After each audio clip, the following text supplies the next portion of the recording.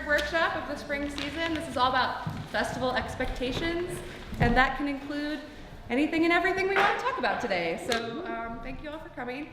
We have an excellent group of panelists today. One of them is going to be running in a few minutes. Drama. Dramatic. Great. Okay. Thank you so much to Greg and Jen to host us today. We love to come to Studio Stage. We've got a few staff members here. I'm Stacy Jones-Hill. I'm the communications director for Fringe. I've got Matt Kamimura in the house, our staff photographer. Out there, you may have met Nicole, our new publicity manager, and we've got Stina, our volunteer director, is floating around with her baby. I think she may have just left, but we are all happy to see you guys. How many of you is this your first Fringe? Nice. Love it. Love it. Cool. Yes, thank you, it's us. Our session is going to be filmed, as they always are. You can find them on our YouTube channel, youtube.com/Hollywood Fringe. We are going to have a mixer at Family Arts, which is just right up the street at Santa Monica and Western. After this is over, come have drinks, talk to me, tell me how great I did, tell them how great they did. All talk to each other about how great you are. That is what we should do after this together. Make new friends. Our next Twitter chat is going to be this Tuesday, April 24th from 7 to 8. Use the hashtag HFF18 to join in the conversation. It's super fun and goes by really fast. Yes? It is HFF18. And lots of other fun ones like friendships and Fringiverse and all sorts of other fun hashtags. Those are really fun. They go by really fast. It's a nice way to kind of connect with people online, market your show a little bit, tell them about what's going on. Those are super fun. Our next office hours is going to be at the Well on Wednesday at 7 to 10. This is kind of fun. The back area there is going to be reserved for Fringers, which is fun, and then they're going to do happy hour specials all night. May 1st is coming up. This is a huge day, if we don't all know this already. This is the day that our tickets are going to go on sale. It is also the deadline for sponsored award applications. So if you or your company are interested in sponsoring an award to be given out on the last day of the festival, you can apply. Look at the article on our blog, and it'll lead you right to all the information that you need. That's a fun opportunity as well. Have any of you guys ever sponsored an award? Yeah, that's right. Yeah. And then Town Hall 3 is coming up on May 2nd at 8 p.m. The very good-looking and amazing Ben Hill will be doing that town hall at the Broadwater. And that is all going to be about ticketing and festival prep, discounts, all that kind of stuff. That should be a lot of fun as well. If you have any questions about anything, please always contact us at support@hollywoodfringe.org. Dave McKeever will answer you as quickly as possible, and he knows every answer that you might need. Great. Thank you all for listening to me. Let's begin. I want you guys to just all introduce yourself, we'll go down the line, talk about yourselves and how great you are. Or be forced to have me do it. Start with you. Go, Les. Hi, I'm Les Kurkendaal, and I have been touring with Fringes since 2000. I started with this Fringe in the very beginning. I'm a solo artist, and I really do like this Fringe a lot.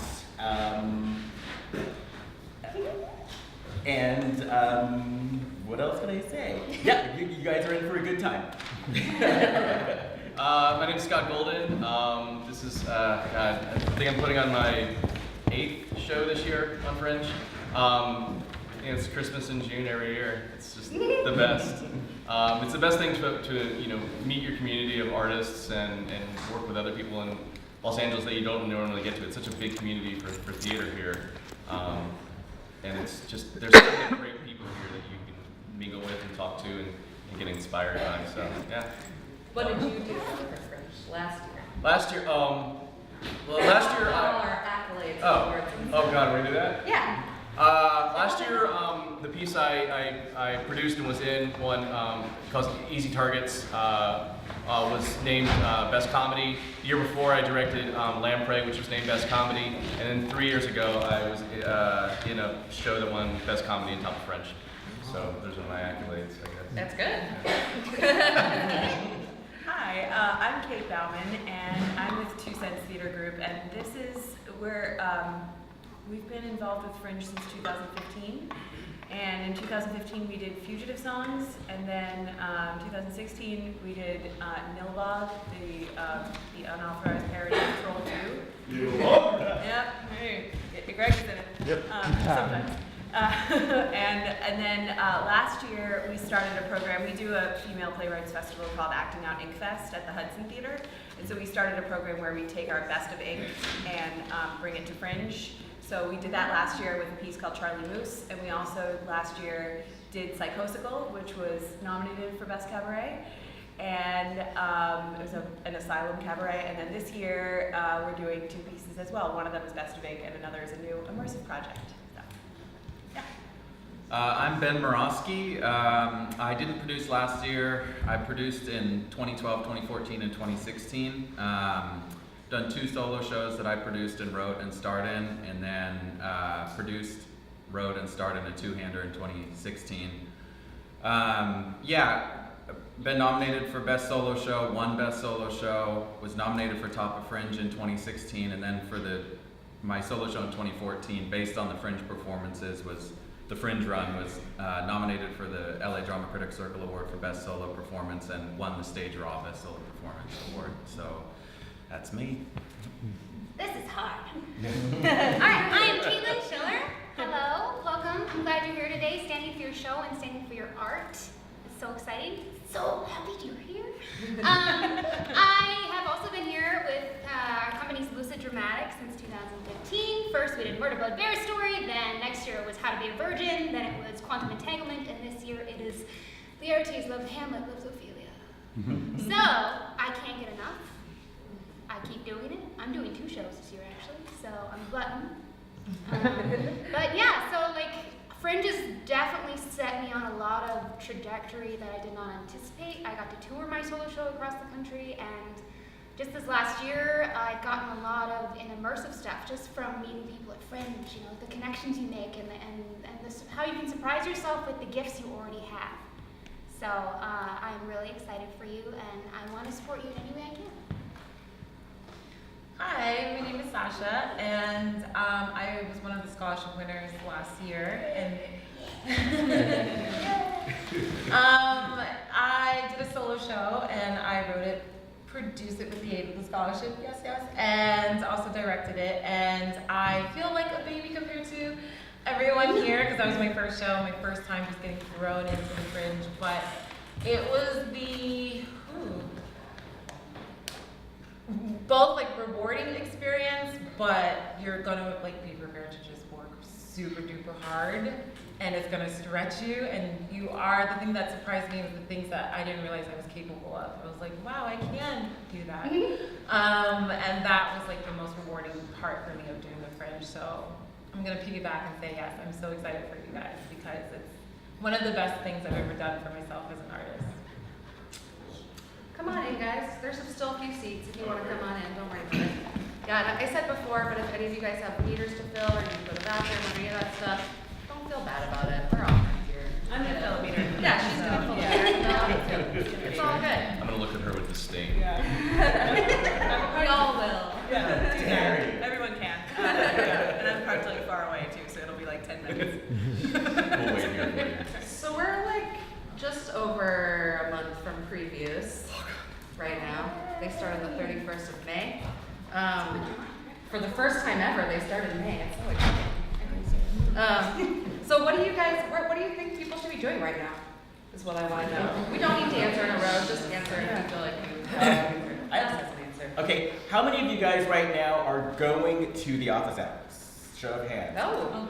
Awesome. That's awesome, because that is one of the things that you need to start doing as soon as possible, is networking with other shows, creating friendships with other shows, because that is once Fringe gets started, and especially during preview week, that is going to be one of the most helpful things to your show and to the success of your show. Because it's a lot of the Fringe, it's about the shows, but it's also about making the connections and making the friendships. And by doing that, you can find a huge support system. I mean, how many of you guys are doing Fringe for the first time? Awesome. So great. First of all, that's great that over half the people are doing new shows.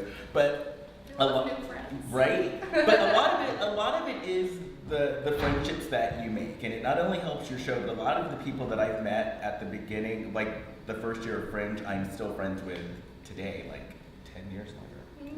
But yeah, that's the one thing I can't stress enough. Is just make as many connections and friendships as possible. So connections, Mhm. we should be making connections. What else? What else should we be doing right now?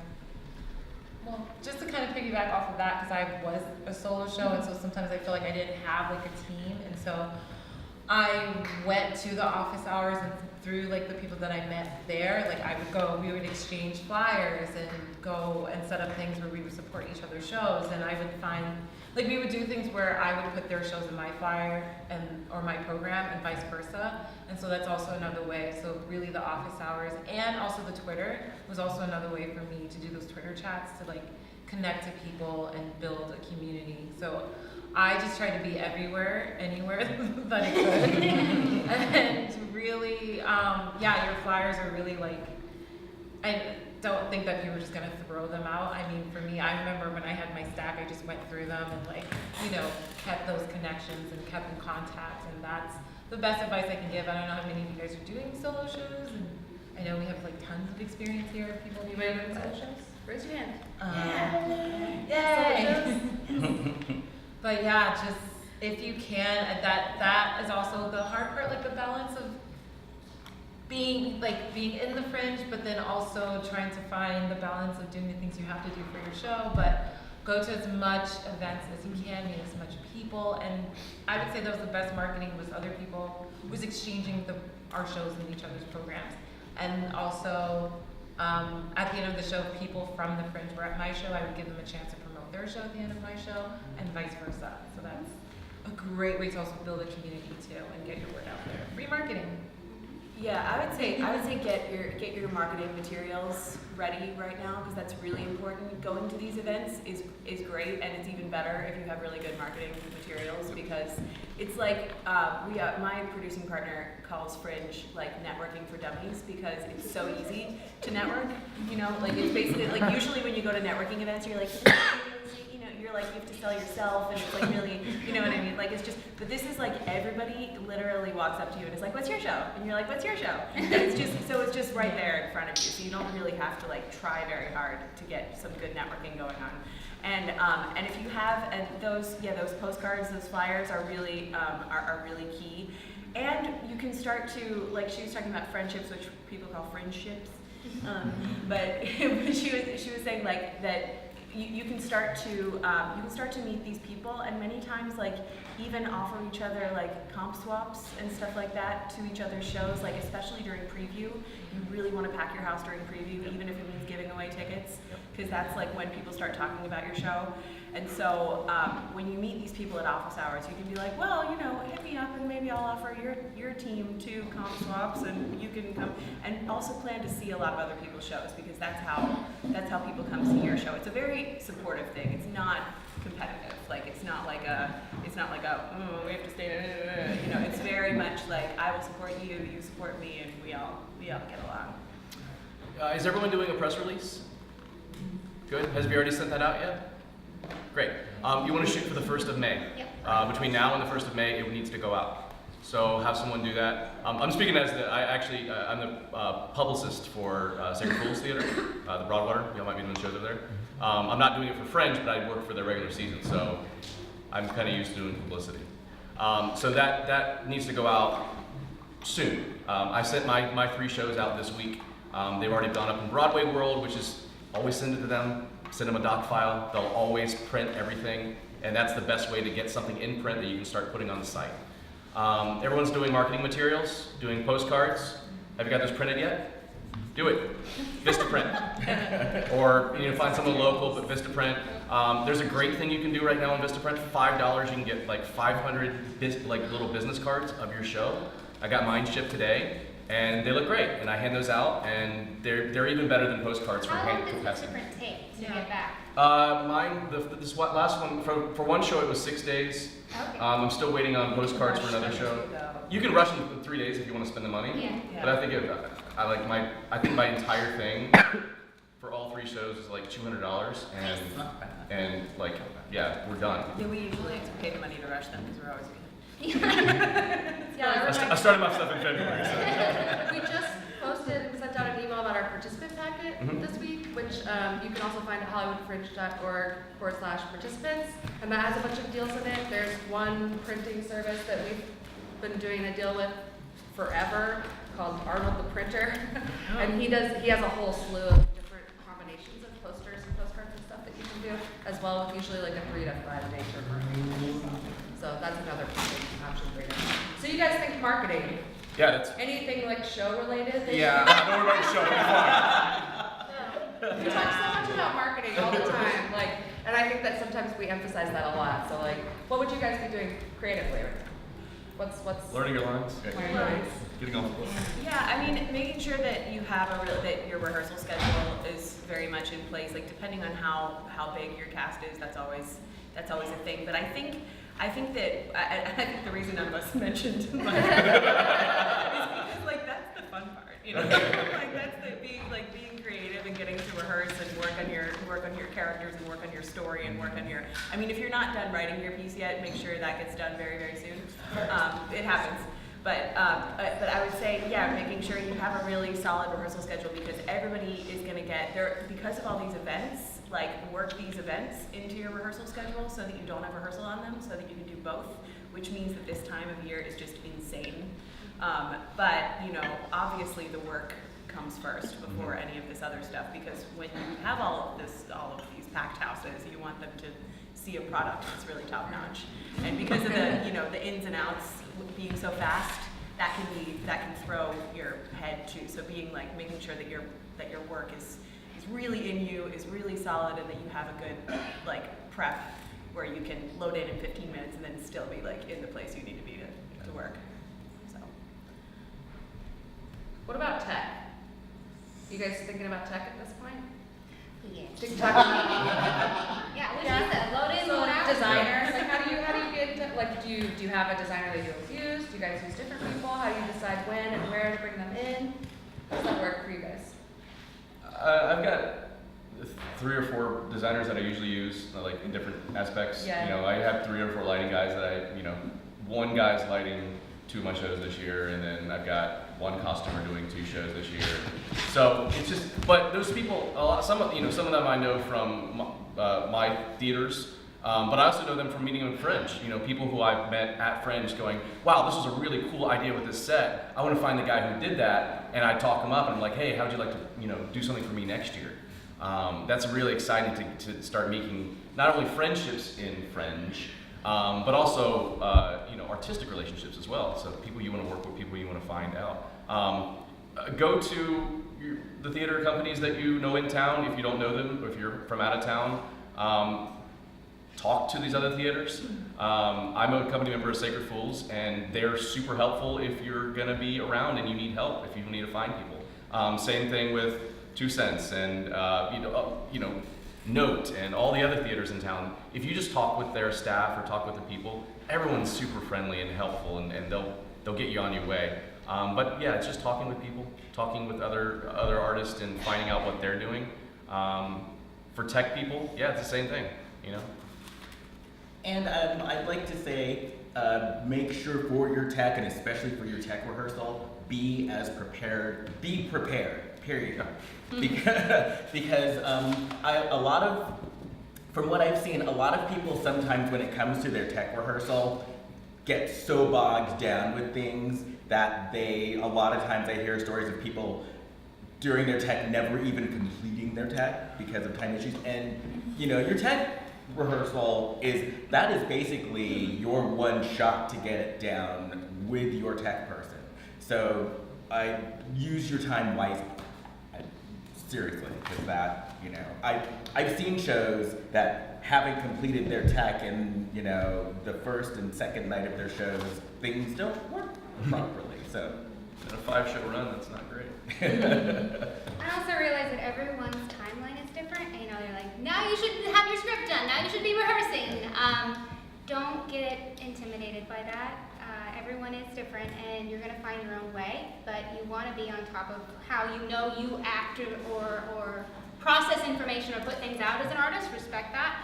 But yeah, going in, like, take a week to focus on your costumes.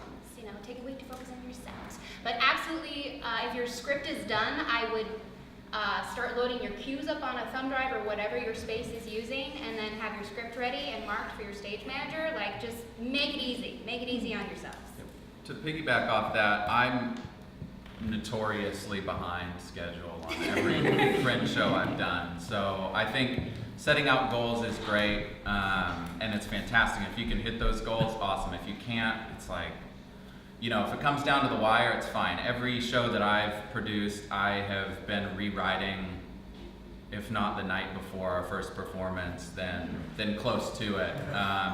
I've only ever had a 2-week rehearsal process, if that. So again, it's not ideal, but it's like, fuck it, it's video. It's not a problem if it happens. The marketing stuff and like being at all these events is awesome, and yet like, if something's telling you inside that like, oh damn, my show is not where it needs to be, or something needs to change, then change it, you know? So and don't be afraid to change things after previews, and don't be afraid to work up to the very end. There's nothing wrong with that. It's great. It's obviously perfect to have things, goals set out and to meet them, but if you don't meet them, it's not the end of the world. So that's sort of my approach, where I come from with all this stuff. So. Yeah, I just kind of wanted to piggyback on that, because going into around this time, I thought I had a full-fledged show, and then, and I hear it's the nature of the Fringe, things just happen, and so I had to like let go. Like, I didn't have a director, I had to rewrite the show like literally a few days maybe before preview, and so I just want to piggyback that like it does end up working out. It was a bit, for me, a lot of the process was under the wire, but going into tech, I mean, it was just maybe a few days, like non-stop, no sleep, rewriting, but we ended up, what worked for myself and the team was that we ended up being so rehearsed that we used like the first hour, like, to be in the space, and knowing, and like just having the guy kind of do the tech. Like, we did the tech the first half hour, I think, and then we did like the last hour of just running the show with the tech. But like, I'm not saying that that's going to be for everyone. Obviously, I'm just saying that if it is under the wire, it will happen and it's going to work out. I mean, that's just the nature of theater. But it is better to be organized and, you know, scheduled. If you're like me and you don't know anything about tech or technology anyway, I would recommend going to our tech workshop that we have in mid-May with Brandon, our lighting designer for Fringe, and Corwin, who's our technical director for Fringe, 2 of like the loveliest humans ever. And they will walk you through and answer every one of your wildest questions that you could have about that, if that's something that interests you. Please do sign up for that. That is one of the most attended workshops, so do sign up for that quickly if you're going to do that. I want to move on to talking a little bit more about marketing so we can get it over with and talk about other fun stuff. Because we talk about marketing a lot, like networking and community and making friendships and all this stuff. Like, we talk about that a lot. I want to talk a little bit about like what you guys spend money on as far as money. Where do you spend? Where do you think you don't need to spend? And it's a personal question.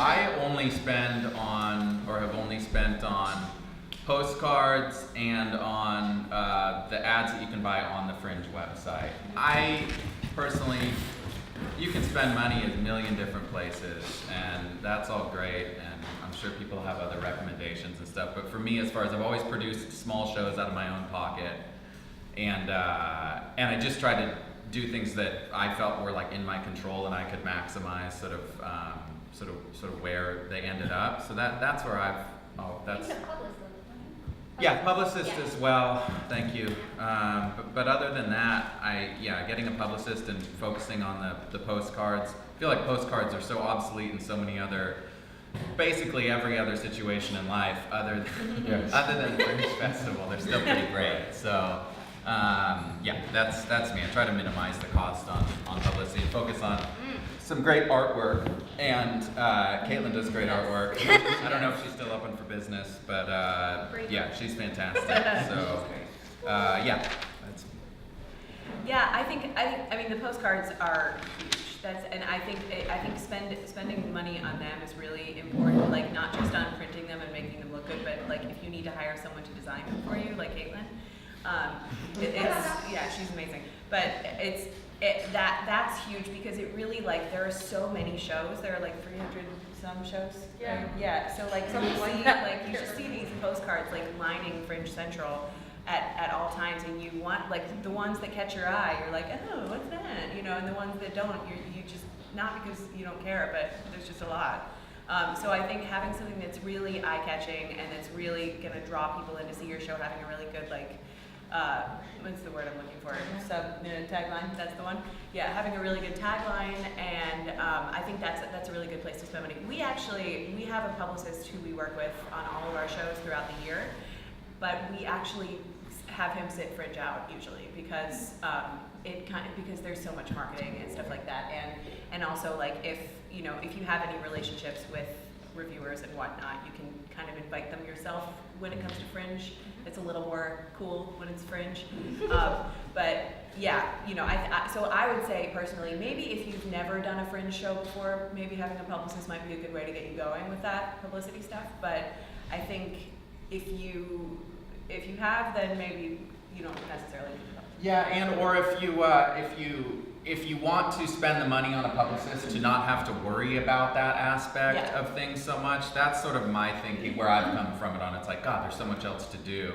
I'm gonna set aside this money to like have someone send out this press release so I don't have to think about it. That's all. So. Totally. Can I ask a question about that? The publicist, just as a total novice, what is the average cost of a publicist? It varies. I think for Fringe, it's probably a little less. Like they'll often give discounts for Fringe because it's fewer shows and it's not like a 6-week run or something. I mean, usually I would say they're somewhere around the 12 to 1500 range. Like, but or on the cheaper end, maybe 800. But for Fringe, they might offer you like a 500 situation. I don't know exactly, but that's generally what. And just, we're gonna hold and do questions at the end, so if you have, no, it's okay, no worries. If we have any other questions, just write them down, and we'll cover them at the end. And if we don't, you can talk to me, and I'll help you out after this.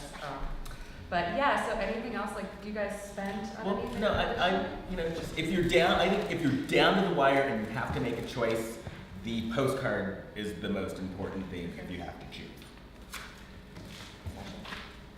Yes, and to the postcards, because I didn't have money to spend on a publicist, and so what I did, all those postcards I met people at the office hours. I literally, and that's if you have the time, I literally just sat there and I found what worked, what got people in the seats for my show was one-on-one. I would send personal emails, and I would find them on Facebook too, and I'd be like, hey! And I literally like reached out to every single person I know through email, through Facebook, everyone that I met. I would just go through the stacks almost every night and be like, hey, do you guys want to do a marketing thing? Or I'm gonna come see your show. And that for me was like the best, just personal one-on-one marketing worked for me to get people to come into my seats, I guess, and come see the show. If you really are down to the wire and can't afford much. You got something you want to say? Well, not really. I mean, working as a publicist, You can answer that question better. well, no. For Fringe rates, those are the 1,500 or 1,200 seems extremely high for me, but that's God bless them if they're getting it. That's awesome. There's a lot of tricks to marketing in Fringe. A lot of them. It depends on what you want to do with your marketing, whether you're looking to get audience or whether you're looking to get reviewers. There's so many great tricks. We've talked a lot about how to get people in the door, and it's mostly one-on-one. I'm going to give you a postcard. I'm going to talk you up about the show, and then we're going to bring in a crowd through crowdsourcing, basically. Getting media in and getting reviewers in, that's a whole different level. That's a whole different world. There's a thing out there, if you can find it, called the LA Media Guide. I know it's floating around online somewhere. It's kind of outdated on some sources, but it's got a ton of emails to send. Think about who you're sending these out to for media contacts. The big ones, Stage Raw, LA Times Weekly, they don't do much for Fringe anymore. What was that again? Could you repeat it? LA what? LA Media Guide. LA Media Guide? Yeah. It's a PDF. I don't know where you're gonna find it, but I know it's online in a couple places. Maybe just Google that. Anyway, whatever. So getting press in is always the hardest thing. So here's what you do. When the show starts, you're gonna start seeing reviewers review people's shows and click on their shows and look at them. And they're gonna have a little tag next to their name that said reviewer. And then you go and write a personal email, said, hey, I read your review, I really liked your style. We're doing this show, I would like to give you a couple tickets. And you're sending them a direct email to someone who's actually on the Fringe and reviewing on for Fringe. I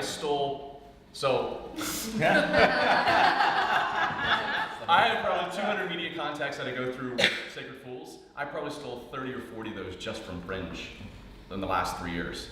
And they're great, and they come see my shows, and they write good reviews. It's, I think I had 9 Stage Raw reviewers last year for a 7-show run. So, I mean, you can do it. All you need to do is just word of mouth. You need to find their contact information. You need to just send them stuff, and you need to personalize it. Don't send these big mass emails. CC everybody. You need to send them direct if you really want to maximize. Once you have a relationship, it's easier. Now I can just write one guy and say, hey, buddy, we're doing a show. Come see it. But when you're first starting out, that's the easiest way to do it. Just steal people's contacts. So. I would also recommend letting anybody who wants a comp to your show have that comp. Yes. They might not be from the LA Times. They might be from myhaunting.net or Yeah. something like that. These guys are great. Don't Because review now them. it's great. Yeah. Those small time writers are sometimes the best review that you'll get, and you can get some great pull quotes and then more. I wrote reviews actually last year. I did 15 reviews for shows through fringe.org. Okay, yeah, that's right. Yeah, The London site. And it was basically, I'd walk around Fringe and people would say, I had a little press badge, and they'd say, hey, are you press? I was like, yeah, what's your show? You just go up to, find people who have those press badges. You'll see them. They're a little bit different than everybody else's badge. Go find those people and just give them your card and give them 2 free comps or give them something. They'll come see your show. So how do we all feel about this marketing conversation? Are you guys okay if I move on from marketing? Okay, cool. Marketing is fun and everything, but we can talk about it a lot. So I think one thing that's really great to talk about, especially when it's your first year, is like setting goals and expectations for what Fringe is going to be like. Like, for example, what should people expect their audience sizes to be like? What are your artistic goals versus your overall production goals? How do you figure that out?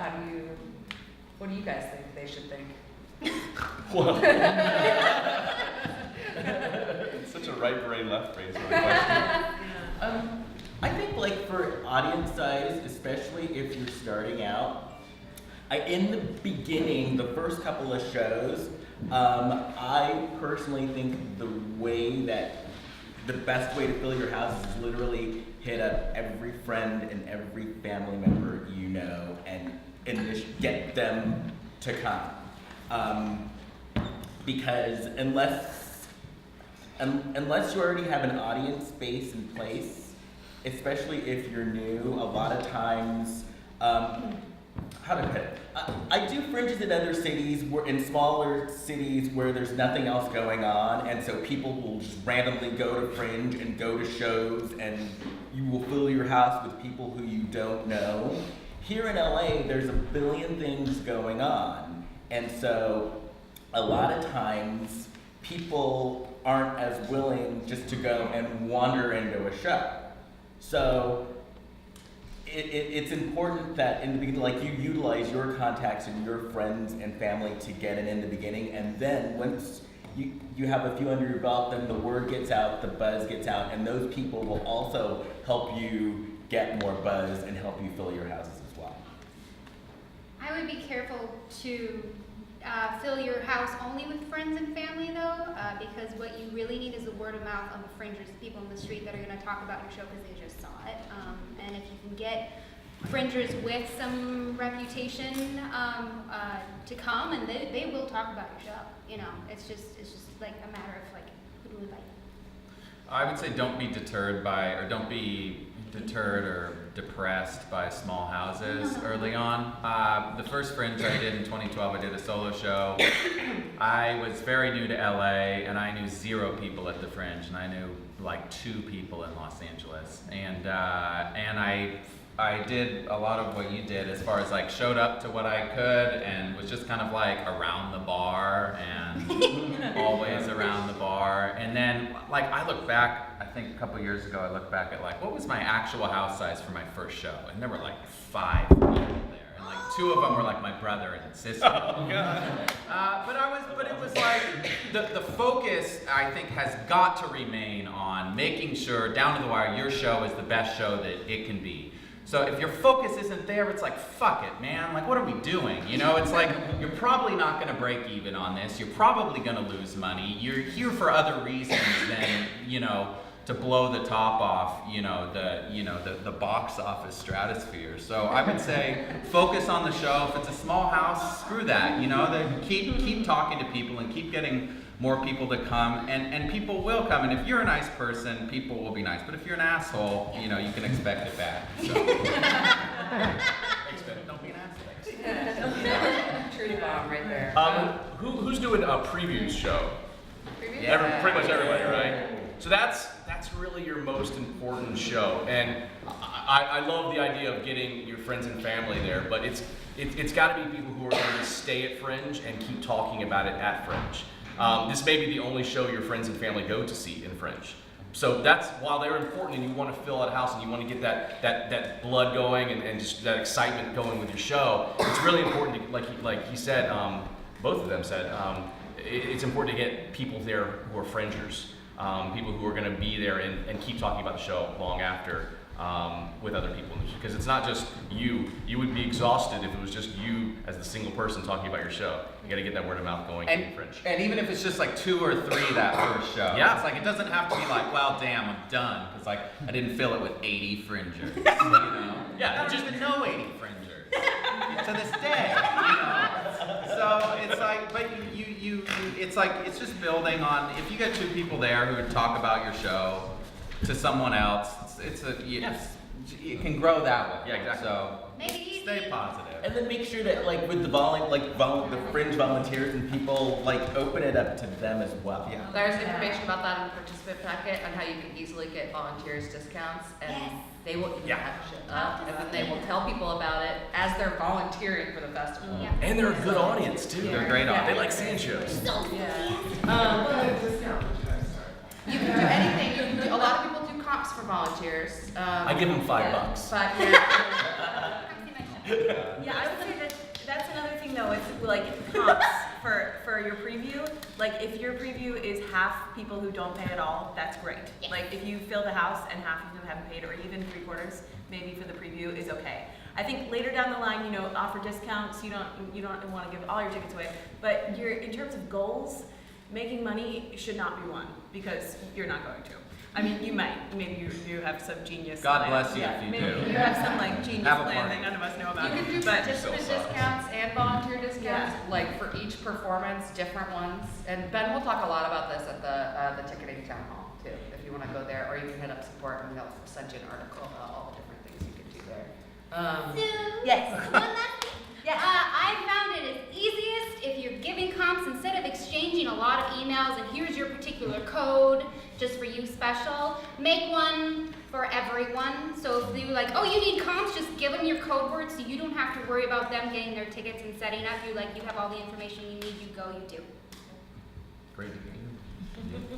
When we did the first Fringe Festival in 2010, good audience sizes were like 10 people. We were like, yes! You got 10 people! Hell yeah! And actually, some of the best performances that some people have come to me and said, like, this performance blew my fucking mind. They were like the only person in the audience. You know, and so you can make a big impact. You know, just, audience size is not everything, but these are some good ways that you can pull some other people in. Well, and that's the thing about artistic goals too, is that you're here because you want to share something and you have a story to tell, and you want to put really good work out there. And I think that that's sort of the nature of when you want people to come see it. It's because you want them to be moved by your story, and you want them to understand something about themselves, and you want to have that artist to artist thing that happens, which is great in Fringe because there's a lot of audience members who actually are like know theater and know what they're talking about, and so it's a more valuable audience in that sense. But that's, you know, those artistic goals, I think if you can kind of marry them with your like your marketing goals and say like, and think of it where it's not, so it's because it is right brain left brain like you said,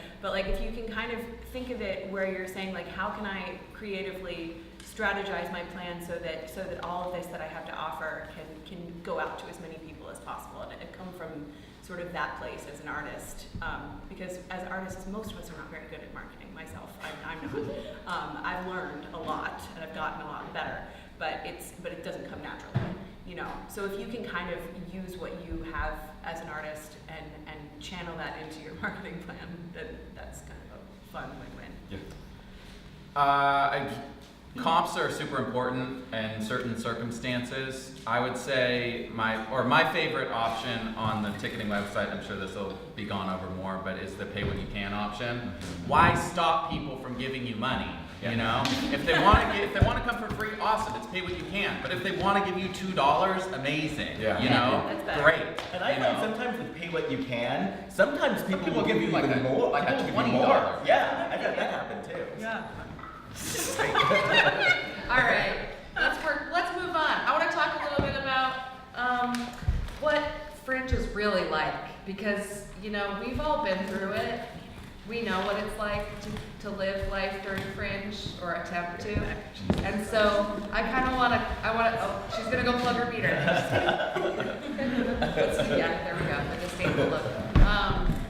So I want you guys to feel prepared about the craziness that is June.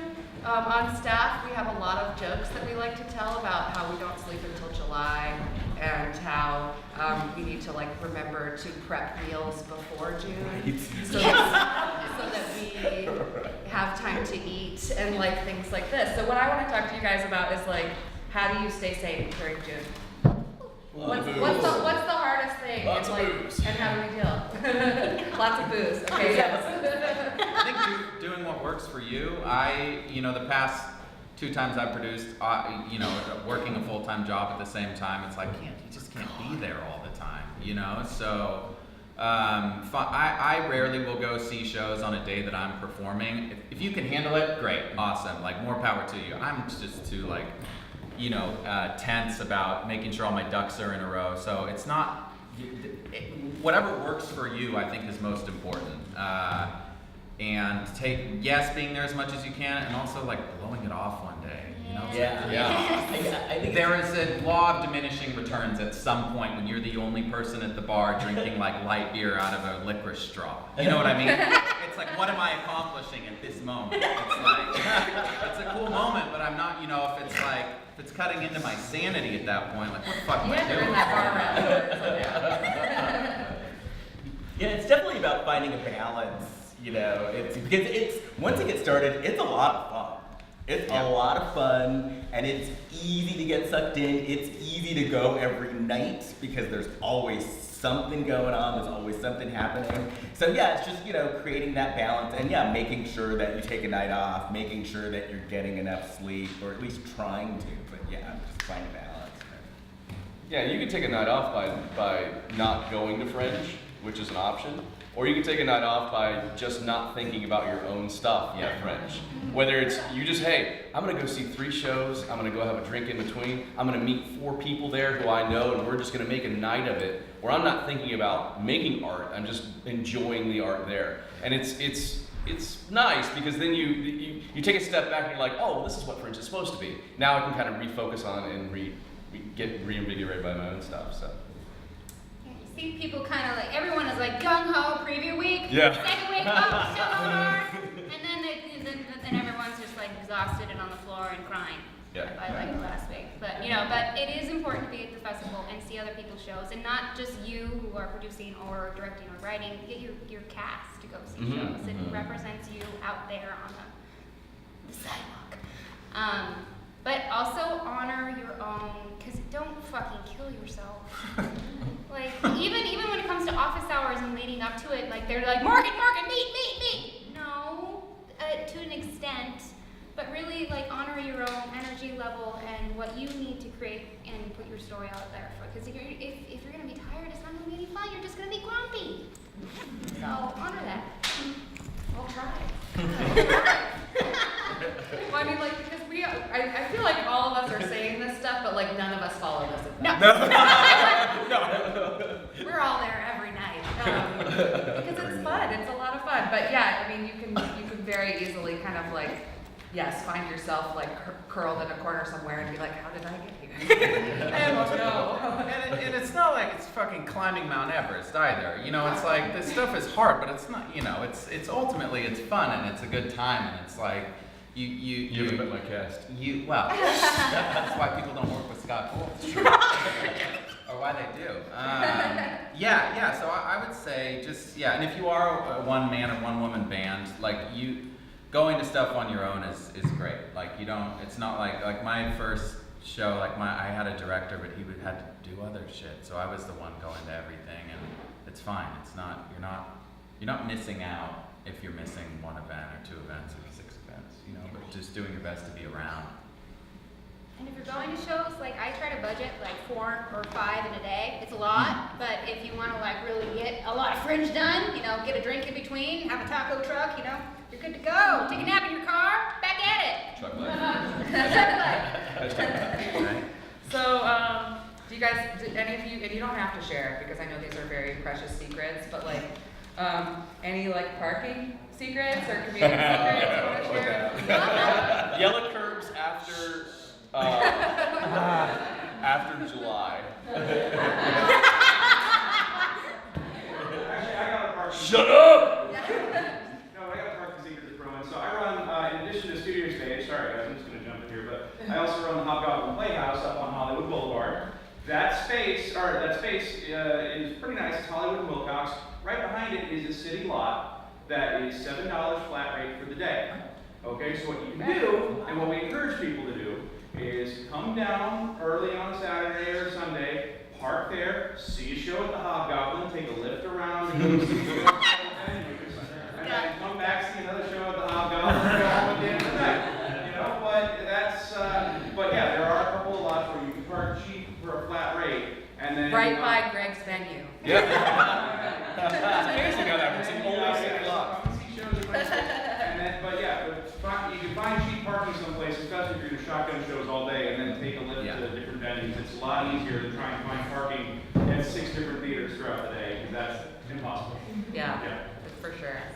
Yeah. And make sure your audience knows about the fact that parking can be difficult during Fringe, more difficult than it is in Hollywood most of the time. Especially on Mondays and Tuesdays, because that's cleaning days. So if you're like, it's Monday, Tuesday, there's not gonna be anybody around. There's also no parking spaces around, so just be aware of that. Yes, it's hard to find parking in Hollywood. Just be mindful. Do you guys have a way that you like prioritize what needs to get done at any given time? Is it just like a gut feeling that you're like, now I must do this, or else Fringe will fall apart? In relation to like the lead up, because during June it's like, I feel like I can only do one thing at a time, whereas normally I can at least sort of multitask. But during June it's like I can only, like I have one thing that I have to pick right now to do, and I'm not sure how I decide. Well, hopefully by June I'm not thinking about that anymore. Like that's got to be for me, because I'm that kind of person. I've got to have everything done in May. Like everything is ready to go. So all I can think about when I'm in, June 2nd, when I have 3 shows going up in 3.5 hours, that's all I'm thinking about, just shows, just doing the shows and having fun and being in Fringe. So just make May your bitch. Just do it all. Do it all in May. So that's I don't know. I don't know if that answers your question, but. Yeah, it sort of does. Right. I don't know, guys. What do you think? The last day of my show was like the last day of Fringe. So I found that I was working my preview. I did it very strangely because I was out of town, so my preview was like my first week of preview. And then my show was like the last week of Fringe. Oh. So I had a huge gap, which I probably wouldn't recommend because we had such a great preview, but then I was like, oh no, the word of mouth is falling. So I would definitely change that. But I felt like even between that up until working, rehearsing, and then even when my show opened, because I felt like it was a one-person show and we weren't that many people, that I was doing everything up until the very last minute. So I was still doing marketing, still working on producing stuff, still kind of rearranging, directing wise, stuff for the show, or props that didn't have, or technical, whatever. Like, there are so many things that you can't plan for the Fringe. You can plan, but it's just the nature of theater, as you all know. Like, things are bound to happen. And so I felt like, so I would have days where I would, even before we opened and when we were open, that I would just focus, okay, for these 2 hours, I would just rehearse, or these 2 hours I would just do marketing. And then for that hour or that next day, I would focus on the produce, like whatever was urgent that needed. I felt like I was doing that up until the very last day of the Fringe, even when I wasn't performing. So from like May, or even before May, you're just gonna work all the way through, but it's, yeah. Hard work, but lots of fun. Yeah. When is it okay to say, like, screw it, I don't care about the balance anymore between my life and Fringe. I'm just gonna go crazy. February. Is there at any time that you're just like, oh well, I'm gonna sacrifice food or sleep or whatever? Yeah, I think it's a reality for a lot of people. I mean, A week before tickets go on sale.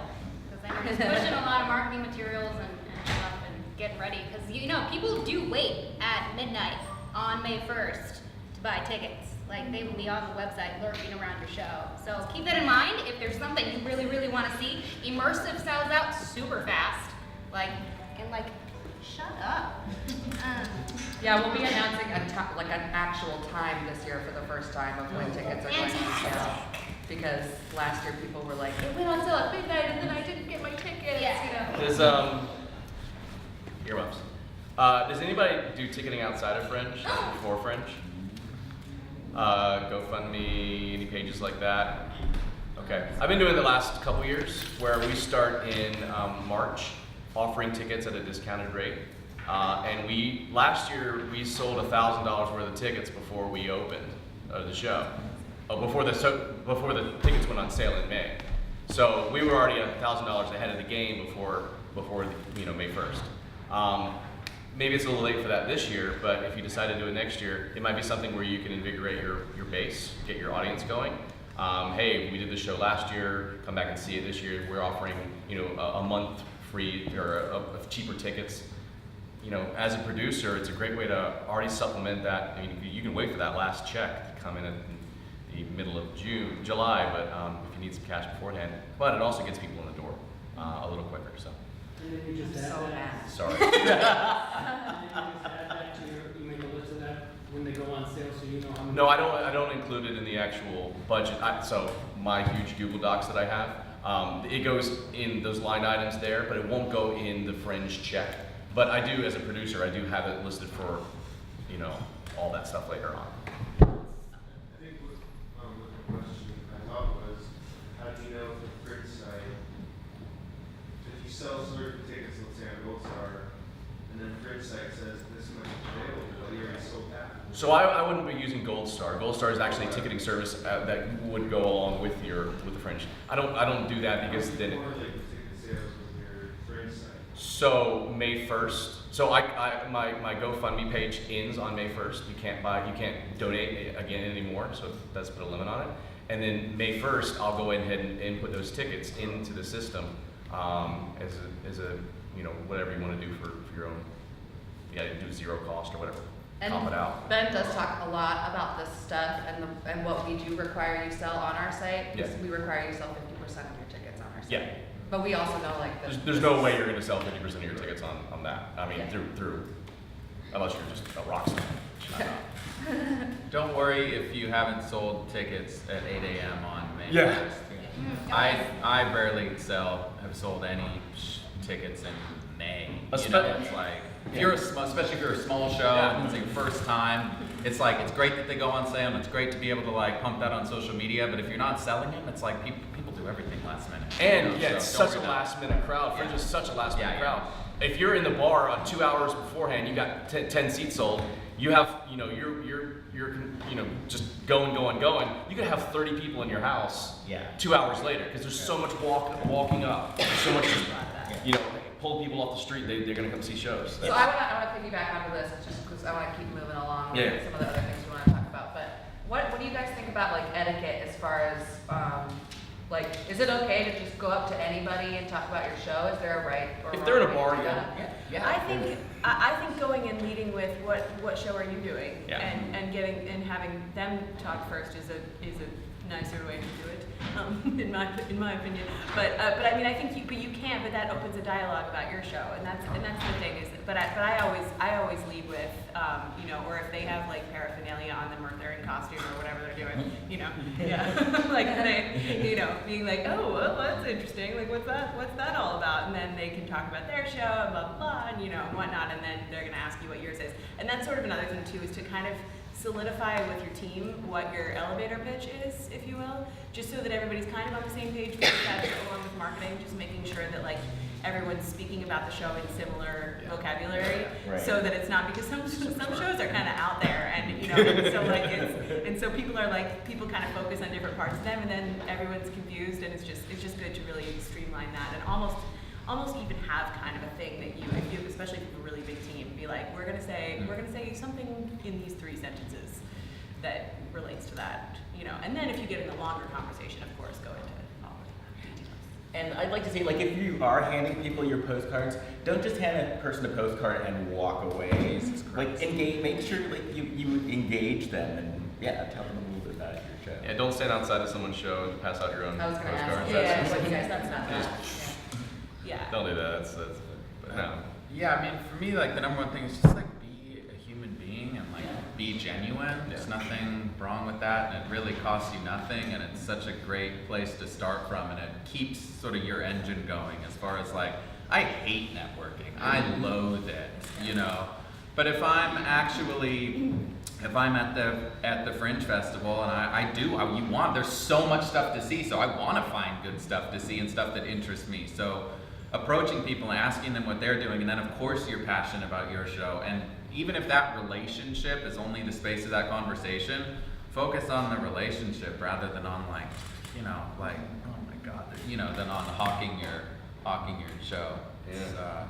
That'll drain your brain. Being a human being is really great advice.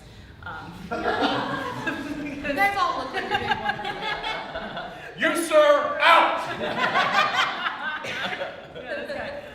But because that is a thing that like people feel like they have to put on a certain personality when they market, and that's just, I find that to be kind of a turnoff. I mean, unless you have like a thing where you show up in character and that's your marketing strategy, then do that. Which is always great. But which is fun. But when you're yourself, like you don't have to, like I said, have that elevator pitch, but also it doesn't have to be like word perfect. Have a conversation and engage it. And there's so many people who love to talk about art and who love to talk about what they're doing, and it's exciting, and so you can engage in conversation and then it turns them onto your show in that way too. How do we talk about shows after we've seen them? Find a gang. Build yourself a little gang. So you're talking to somebody, you see a show, and you really like the show. So not only do I pitch my own show, I pitch shows that I've liked and see. And so I see this guy at the bar, and I'm like, hey, we were talking, show I really liked? This show. Have you seen anything that you really like? And then I see that guy 3 days later, I'm like, hey, what'd you see? What did I see? Let's talk about these shows. And now I've got this lady right here, and now we're talking. And now we have a little gang that our little show watching posse. And now that's how we're gonna kind of get that word out between the rest of us. I think that's really important. Not that, so that's like level 2 of friendships, you know, building up your snap gang. So what happens when a member of your gang comes up to you and says like, "Did you like my show?" And you're sort of like, "Those lights." Well, listen, that's your own personal thing. I really like what you were going for. Made you look like you were having so much fun. How did you memorize all those words? I would say, again, just be a human being. Yeah. It's a big festival, but it's small enough to where if you burn bridges and you're a dick, it's like enough people will be like, you know, it'll get around enough. Not that, you know, but just like, why do it? You know, I try to talk about. Is there a place for criticism? Like, is there a place? Yeah, of course. I think that's a personal judgment thing, and if you just are naturally an asshole, then that's just you think that you're going for. But I think, of course, there's a place for criticism. I don't know what that necessarily is, but I think also like if there's something you really loved, give it a shout out on social media. Like if you think it's worthy of that, like then do that for that person, and then they will do that for you hopefully. Because and I pick and choose those really carefully because I'd love to give love to everybody, but I'm like, this show, oh my god, you know, like if something really affected me, then I'll make sure to give them like a nice shout out. And also there's those reviews on the ticketing site that you should write as many as you can, and that's a place where you can criticize constructively. Don't be an asshole. But if you have something to say, I would say put it there as opposed to maybe saying it to, well, I don't know, maybe you want to say it to their face, but probably not, because that's just, you know, that's your own personal thing. But I think if you do have constructive criticism, doing it on those Fringe review places is a good way to do that. Something I do when I go to shows, if there's something I really like, I draw it and then I put that on social media. So that show now has that piece of art that represents there and that they can take and use and market with. So like think of what you have in your own pool to empower others in their art. So there's endless possibilities. Cool. So be cool. Don't be. Don't be an asshole. Yeah. We don't think you guys are assholes. Okay, let's talk about because between now and June is like a really crazy time. We all know this. What happens like when the unexpected obstacles happen? And like, do you guys have any stories about like things that happened to you that you had to fix for the last minute? I was doing a solo show in 2014, and someone walked out of the building with the tech book that had like all the shows for the space. So it was an interesting situation. We could have very easily been like, screw it, it's done. You know, like whatever, we can't find the tech book. But there's people who paid money, and it's like I felt like my stuff tends to be fairly simple, so it's like I feel like we can do this. We had half an hour before the show, and my tech person came in, and we basically just did like a real dirty tech through from scratch, and I was just like, do this here and just follow my lead and do that then, and we'll get it done. And the fun thing about the Fringe Festival is like that's a bit of an extreme example, but you can find a way to get things done. So, and those are the things that you look back at. It's like, oh Jesus, how do we do that? But it's you can find a way. So there are people who are super helpful too. So You've got a story over there. yeah. I see it. I see it. Yeah, I mean, about anything that you can think of probably happened to me. So that's where I feel like I walked away with like, wow, I didn't think I can do that, but I did. I had to rewrite, I think you guys heard me say I had to rewrite my script like 3 days before my previews. I had to let go of my director as well.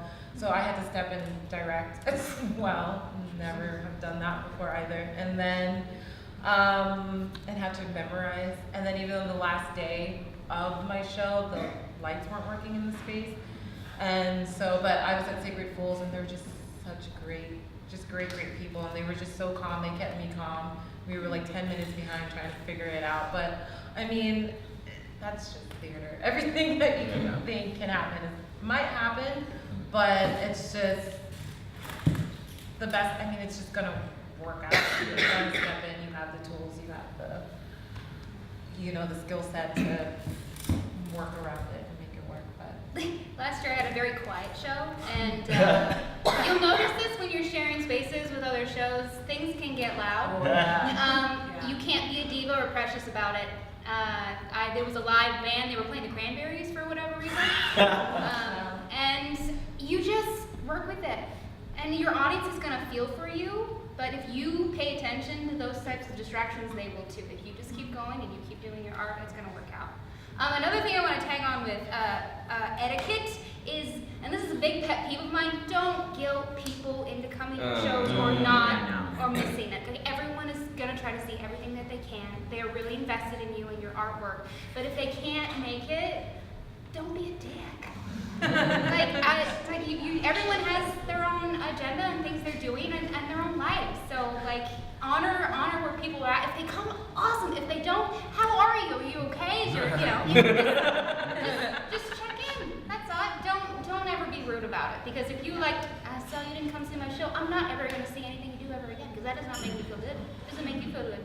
Anyway.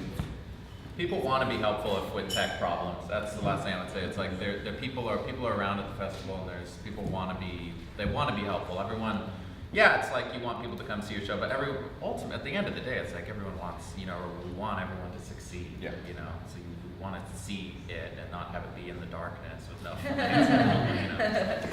I would say too, one way to just be really prepared for, and this is sort of tech related, but to choreograph your load in, load out, with your whole cast, and actually take time to be this person's gonna carry this, and we're gonna put this down, and rehearse it, do that and have it so that you can make that 15-minute thing happen, and so that your cast won't and tell everybody, be don't run off and say hi to people until we've completed this load out. And say hi to people, and so and just having that in, because that's often a thing. Things go missing because everybody's hey, the show's over, and then everybody forgets that it's only 15 minutes, and so then things get lost and so just that'll save you a lot of stress. And it'll keep your relationships with the show before you and the show after you in an amicable place. Right. Make sure your show starts on time. And ends on time. Yeah. And people say it's good to know the productions before and after too. Yeah. Right? Totally. But it's gonna mix up, but I mean, generally if you're in the same space, there's only 10 to 25 pieces But in that then space. it's easier to locate Right. they're missing whatever. Yeah, and I've had other shows I lost my box person, and the guy coming out, he was like, hey, you want me to run box for you? And I was like, absolutely yes. So you get stuff like that where people just especially if there's relationships with the other shows. So don't panic. Yeah. Basically. Yeah. It'll be fine. Works out. There will be a solution. You might not know what it is right off the bat, but you'll find it, and people will help you find it. Yeah. Yeah. Zeus will come to you in the night. Okay, we're gonna move on again to one of my favorite topics, and that is awards. So I want to know, what do you guys think? How do you win awards? Does it matter? Does winning an award matter? Is it good? Yes. Change my life. Yes. I really think it's important. I think it's really easy to sit here and I'm as guilty of it, just to be and if award's not important to you, great. But it's I come from a very competitive background, and it's I like to win, and it's not to the detriment of the art or to the disparaging other people's shows, but it feels great, and it's not that's the goal, but it's a nice side benefit. It's great for marketing down the road if you're able to win or even be nominated for any of the sponsored awards or the Fringe awards. It's a great marketing tool. It's a boost to the ego. It's a boost to your art. It's super positive. I don't view it as sort of selling out or something I refuse to view it cynically. So I think it's a great thing to put yourself out there for and be involved with as far as applying for the sponsored awards that you're eligible for. And it's nothing but helpful, especially if you want to tour. It's nice to have those, if you've been nominated for something, even if it's the Bebop Award, so-and-so's theater company, and you're nominated at the Fringe for it. It's you can use that stuff. So I think it's a hugely positive opportunity. And make sure you're going online and registering for all those sponsored awards. Those will be available after the first or second week of May, because the applications close May 1st, and then we review them, and then we'll post a big list of them, and you'll be able to go just there, and you can contact the award sponsors directly from the site. And there's the extension shows, the Best of Fringe that Mr. Quinn does, and I know Sacred Fools does their own Friends. So definitely register for those so you can have an extra show or two or a weekend or whatever, so you can make more money for your show that you don't spend so much money on making these shows. So that's a kind of award, but yeah, I mean, the biggest thing is don't do it for the art for the award. Right. You know, do art for art. Like, enjoy what you're doing here, but make yourself eligible to accept all the gratitude the world will throw. You know?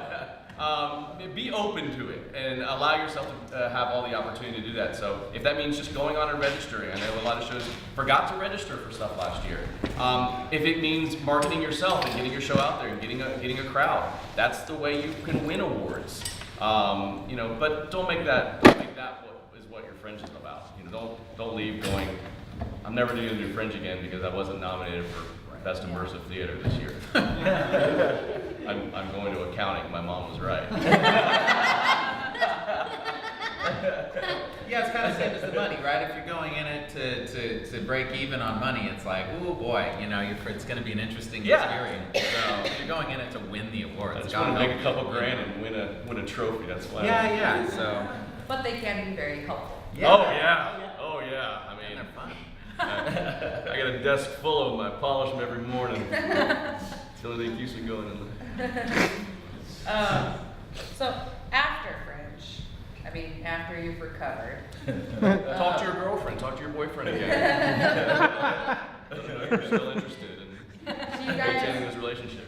How do you guys decide like ahead of time, like especially people that have been part of larger ensembles? Like, do you have to talk about beforehand, like that you're gonna do an extension, like? Yeah. Because I know there have been some great shows that have been offered extensions that haven't been able to do it because they're like, oh, you know, my cast is all moving to Brazil, you know, like or whatever. I have 2 cast members going to Peru the day after the show, Yeah. so we can't do an extension on one of my shows. Yeah, right. Yeah.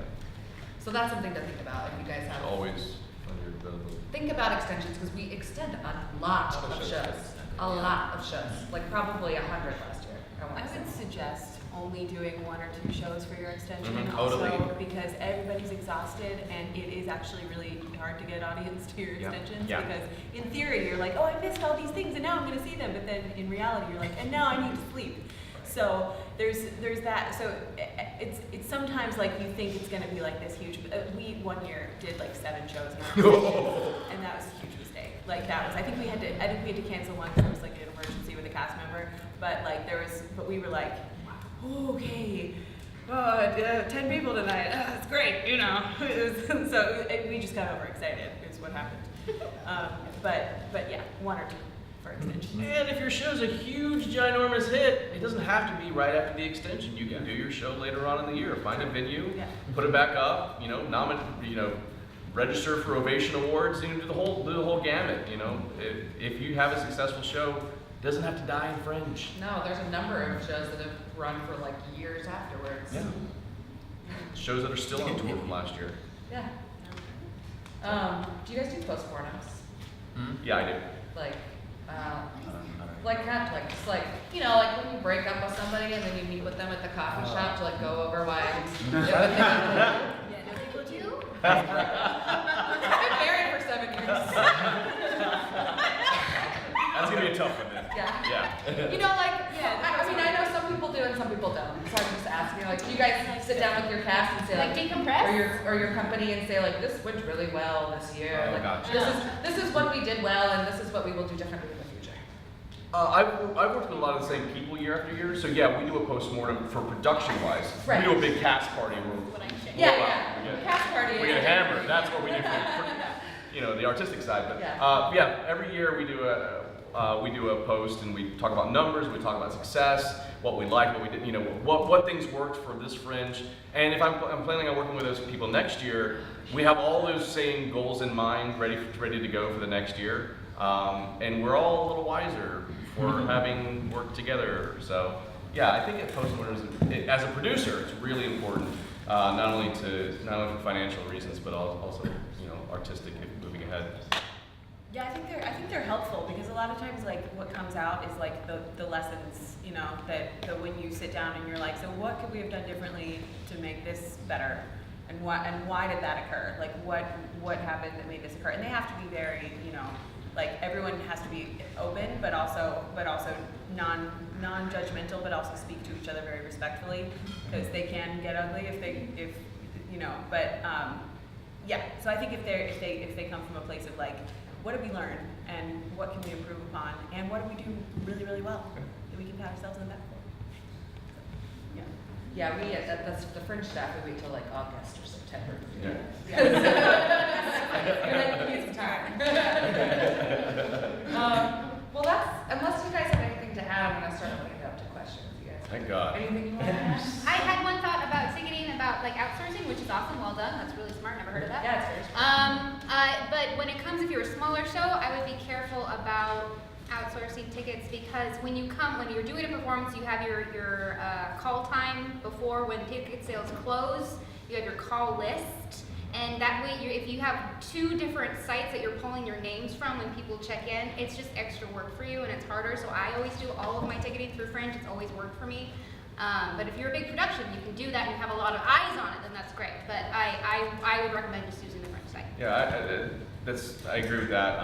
If you're going to do something like crowdsourcing or something like that, have it in before you have to start worrying about ticket sales. You know, mine's on May 1st. I know other people who will do Gold Star and brown paper tickets to try to get all those. I've never found those are that successful. They're never going to pull during Fringe more than the Fringe website it will. So I would discourage using those extraneous sites. And the French ticketing website is awesome. It's great. It's easy to work with. You do not have to be technologically savvy at all. It's fantastic. And I they're love good it. about getting your money to you pretty quickly. Yeah, So, yeah. yeah. I was rolling in those $2. Okay, this is how question and answer session is going to work. Please loudly state your name and the name of your show and your question. If it is something that is like very specific and involved to your show, I would ask that you write support. But if it is a general question that will benefit everyone in the room, I would love for you to ask it. And then we'll try to answer everyone's questions. Okay, way over on the side, because you had your arm up first. My name is Rob Bruner. My show is called Matthew of the Universe. And I just wanted to give a strategy for selling tickets in the moment. Like if somebody says, yeah, I want to go, rather than say, okay, we'll go to the Fringe site, then they might forget. Sure. Do you make the transaction right in that moment and then do it for them or something? Well, the Fringe sites, I mean, it's easy to work with, especially on your phone. It's always there. You can always just, you know, Just go right here. yeah, I mean, it's super easy to navigate. Now, if for some reason your ticketing box office has closed on site, does everyone use, well, first of all, can everyone accept credit cards for your show? Who can not accept credit cards for your show? Square. Go on Square. Yeah, Get it delivered to you. It's free. And the little Unless you have thing's it- like $10. The little attachment on your phone. 15. If you I think I do can't one today. do the Square thing or you run out of time, just have a cash box office and tell people you can only take cash at the box office. I've never accepted credit cards in my box You office. can run It's down never Fringe survived, Central so. and get a ticket though, can't you? Yeah. Yeah. Yes, you If can. you're like, what? Well, if your ticketing is shut off, So Oh. if your ticketing is shut off, it's easy. Just grab yourself, go online, get yourself a Square, and download it and have it right there. You can also comp them out and have them do it later. Venmo, that's a good way to do it. We actually sell product during our show, and we have to have ticket takers. We have to be swiping while we're, during our show. It's one of the aspects of the show. So we all have to. I have to have 3 card readers at all times in my show. It's just, I would say Square, Venmo, or just having to do it. Talk about after the ticket sales are done. Yeah. But while the ticketing is going on, you just refer them to the. Oh yeah, there's nothing to that. Yeah. or and you can usually find like at Fringe Central, or we'll have the Fringe concierge. You can have, if people like don't know how to figure it out, 'cause sometimes people when they're first using it, they're like, I don't know, like this is very confusing, and we're happy to help. And you can survive with the cash box office only on site. I've only had a cash box office every year I've produced, and I'm still here today. So. Do you like if you got somebody last minute and they don't have the cash, they don't have the card? I'm like, just come in. All right, okay. let's get another question. I'm gonna go over here to the lady with the pink hair right there. Just squeeze. Sam Shaver. My show is Sam Shaver, Life, Death, and Duran Duran. And I actually premiered it at last summer's Edinburgh Festival. Oh, cool. So, US premiere. In fact, we're doing an Edinburgh workshop June 9th for anyone who's free. Wow, cool. Just one of us are to talk about our experiences if you want to bring your show over there. My question is very granular. So, because I did Edinburgh, I have all this merch left over. Mhm. T-shirts, CDs, it's a musical show. What do you feel works better for kind of getting people in the door? Ticket discounts or like giveaways? Have you had experience with both? This is like a very granular question. If I give them a T-shirt, are they psyched, or do they just want a free ticket? You know? I think you can do a little bit of both, honestly. I would say, I mean, having those discount codes is great. Like, I would say set your ticket price at a place that's higher than you're ever going to sell one, like, so that you can give a bunch of discounts, because everybody likes a discount. So if you charge 15 but most people pay 12, or if you charge 20 but most people pay 15, something like that. I think discounts are great. Merch is awesome because people are going to walk around with it during Fringe. Like, if it's a T-shirt and they wear it, you know, that's really helpful too. So yeah, I don't know. I think it depends on like the person and what you want from them. Like, if it's somebody who you really want to see your show for free because you think that their influence is going to be big for your show, then give them a ticket. If it's otherwise, like, go to Fringe Central and give out your merch so that people have it.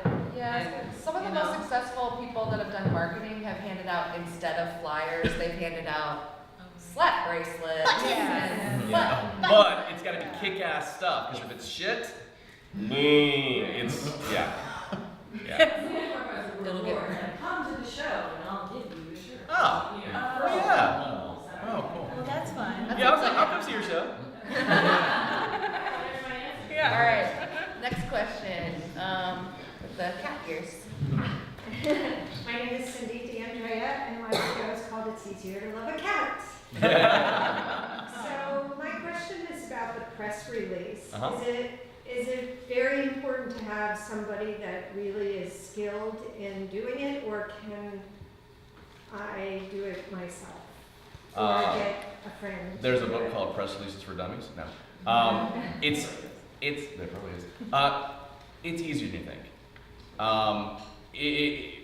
Because people charge, like, one woman wanted to pay $150 just to write a press release. That's too much. Great Yeah. for them.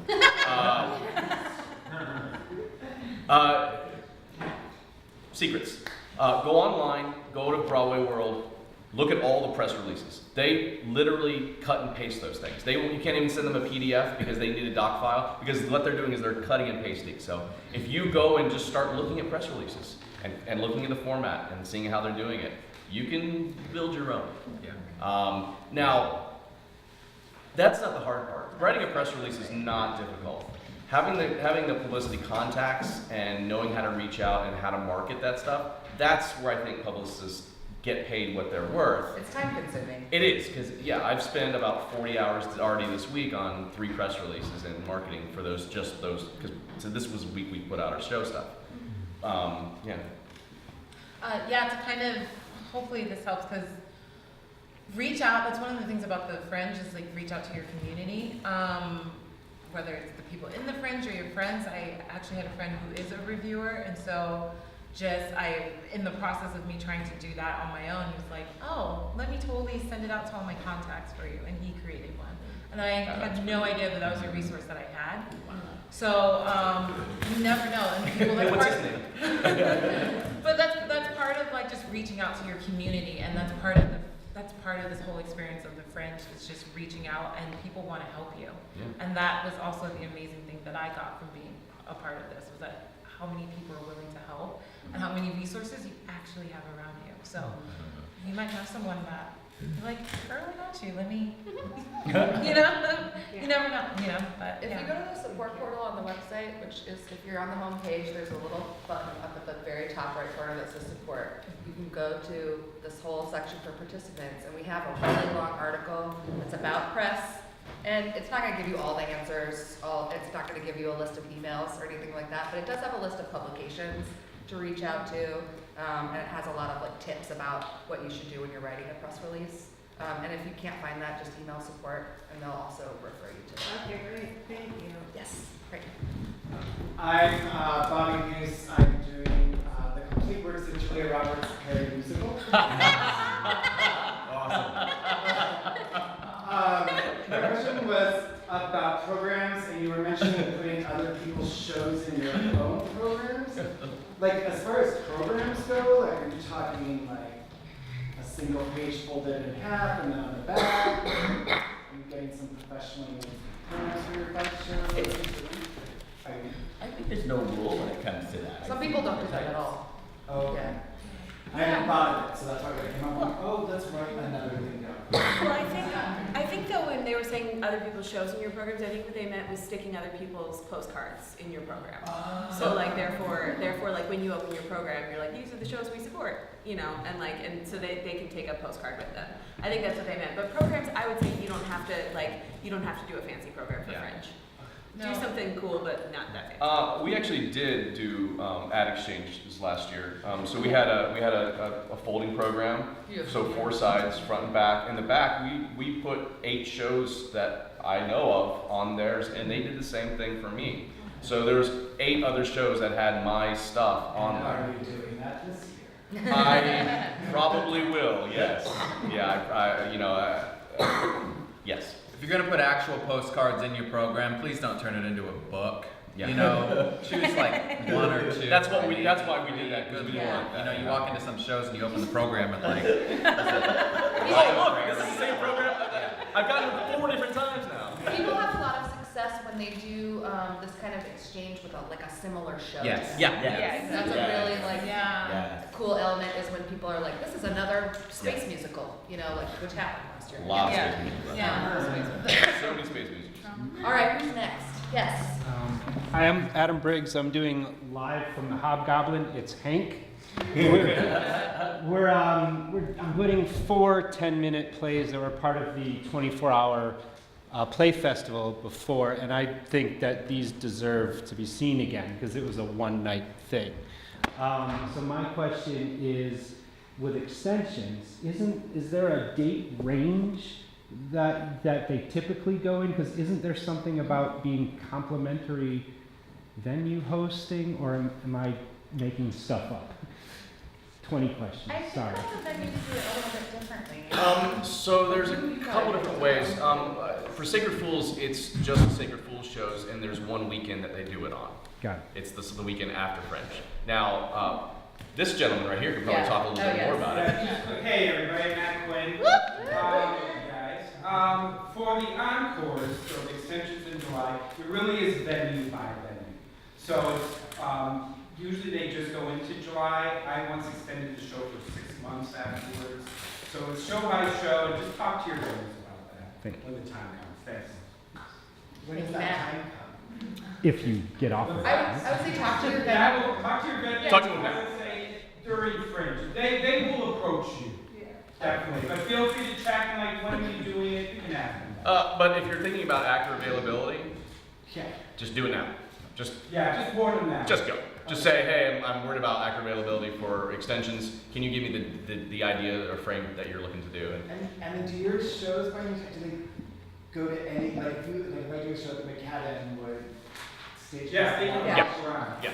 In fact, we'll be talking to Broadwater because they've just got 1 week of shows, so there may be some from Broadwater who will extend in other venues as an encore, and vice versa. Yep. So all of the venues who participate, we all talk with each other, and we're kind of aware of what the shows are. So start the conversation. I would say most extensions run early July. So if you can get those first 2 or 3 weeks, with July 4th being on a Wednesday, we kind of get this really unique situation where we've got full weekends in July. Usually one of them would be the July 4th weekend. We really don't have that this year. So those weeks are actually really good runs. Great. In the purple. I'm Julia Newton. Blue Night, Perilous Night. It's a comedy about a decapitated girl on a train track.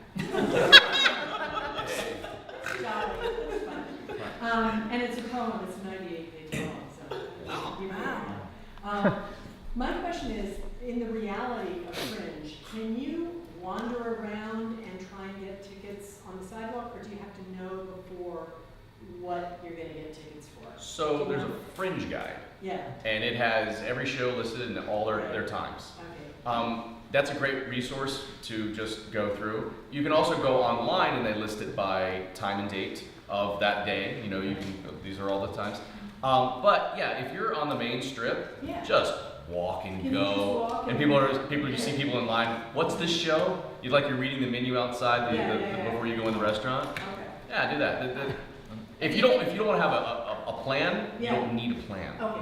Just And even when it's sold out show, I can often get into a sold out show just by walking up and putting my name on the wait list half an hour before. oh Because yeah. people won't show up. I should probably mention something. With equity, there's a lot of 50-seat plans right now. And there's some theaters that hold more than 50 seats. Like the black box at the Broadwater.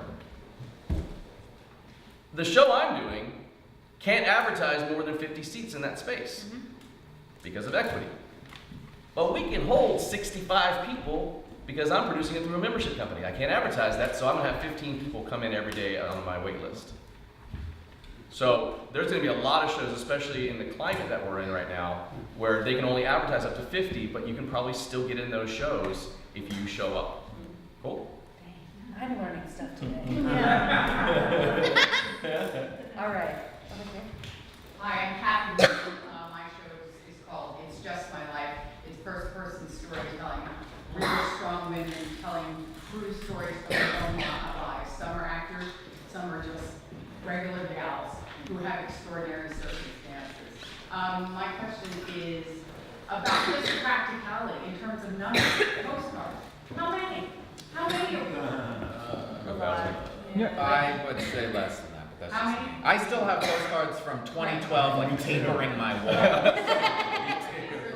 I did 1,000 last year. I ran out barely. Okay, so I was looking at 2,000. Oh, that's 2,000. That's unless you're just gonna build up that passing out arm. Well, I also have, every show of mine is different, so I've got 15 women doing different shows. 2,000 might make sense for 15 cast members. Okay. If for a one-person show, No. 500 is all you need. I mean, I took it by week basis, so sometimes I would order 25, 30, sometimes it would be 50, I don't know. And I just, until I ran out, then I would go, Office Max was my best friend, and so I would go back and just reorder more, but I just took it on if I was at this many office hours, or if I knew I was gonna be good, or if I knew I needed to post flyers at the theater, the certain theater. So for me, it was just week by week instead of ordering a big chunk. Okay, great, thank you. Yellow. Hi, I'm Beatrice. I'm with Ronnie Brixton, the best boxing. It's a one-person show. He's a famous boxing commentator, and he's gone through some tabloid, mess and rumors, and so he's approaching the stage to talk to his audience and give them a play-by-play of big fights that he's commented on, and kind of reveal what's going on with the tabloids and rumors that he's dealing with. And it's a fairly long show. We're trying right now to work with the director and the actor to cut down. We're at 8 minutes right now. Oh, that's not. For a one-person show, That's a lot. concerned. Yeah. Exactly. And there's some video content in there. So I was just curious, because a lot of you guys have had solo shows. As far as runtime, amounts of shows, what kind of you guys seen for our first time at Fringe work as far as, what our expectations should be as far as filling the house, or boring people to death if we're just talking by ourselves for 80 minutes, we're not immersive, so. My experience, first time, I think it was a blessing to have to rewrite my show, because I think it would have been a lot longer. It was 45 minutes, but I used that opportunity to kind of make it immersive, and I included the audience in my show through a lot of it. And I found that was something that the audience really loves at a solo show. It's just to be a part of it. And I also learned, that the quicker it is, the more the audience tends to enjoy it. And so I felt like all the chaos that happened at the very beginning was actually maybe a hidden blessing. So it was, my show was very like fast paced. Once it started, it just kept on going until lights popped down. I think an hour in general is like a good runtime for a show. And I don't want to like, and I don't want to. Of course, if you have a longer than an hour show and it needs to be longer than an hour, then do that. Like do what's best for your show. But I do know people who just want to see everything, and so they won't see shows longer than an hour because they can't fit in another one, and then it gets behind. And like just people who are crazy fringers, who like want to, or who are sponsoring awards and have to see a bunch of shows. So that is just a thing to keep in mind. But there are definitely 90-minute shows that do very well. Just make sure that whatever you say it is, that you give yourself like time that it's less than that. Sorry to interject and follow up, but do people usually give like an intermission for a show? No. That's a very expensive intermission. Yeah. How long is your slot that you have? You slot it for 2 hours. You slot it for 2 hours? Yeah, because we're going out by hours, so we clock too.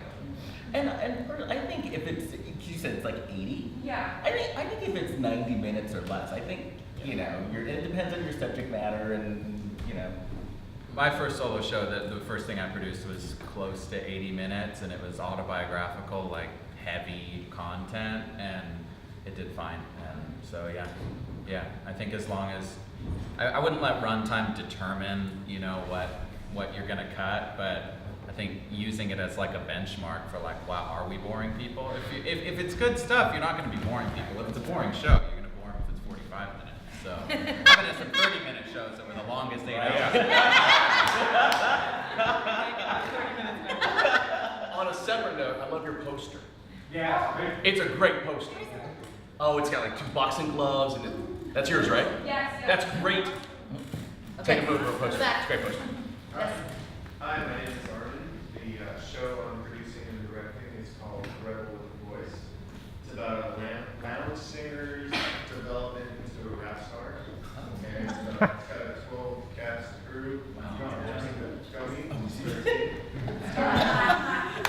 actually had a question about marketing. I'm going to tell my actors that whoever they bring, I'm going to mark them down. And if they pass a certain quota, they get like cash bonuses. Whoa, that's amazing. What do you guys think of that? I want to be in your cast.